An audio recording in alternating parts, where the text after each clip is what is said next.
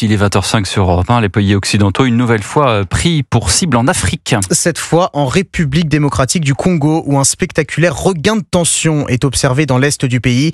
Les rebelles du M23, soutenus par le Rwanda, sont entrés dans la grande ville de Goma et contrôlent désormais l'aéroport.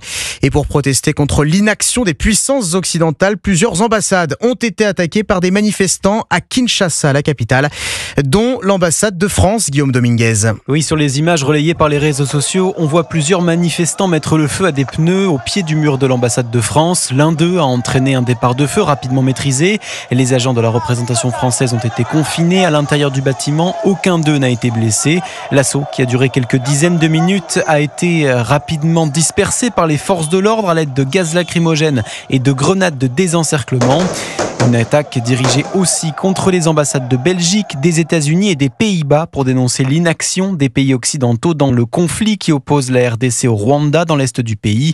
Pour Michel Galli, géopolitologue spécialiste de l'Afrique, ces manifestations sont le symbole de la détresse de la population du pays. Les ambassades attaquées, c'est à la fois l'ancien colonisateur belge, l'ennemi, c'est-à-dire le Rwanda, et puis, au fond, ce qu'on appelait le groupe de contact avec la France et les États-Unis. C'est ces puissances occidentales qui pourraient, si elles osaient s'opposer au Rwanda sur le plan diplomatique, mais aussi, il faut bien le dire, militaire, mettre fin au conflit. De son côté, Jean-Noël Barrot, ministre des Affaires étrangères, a réagi sur le réseau social X, qualifiant d'inadmissible ces attaques. Guillaume Dominguez.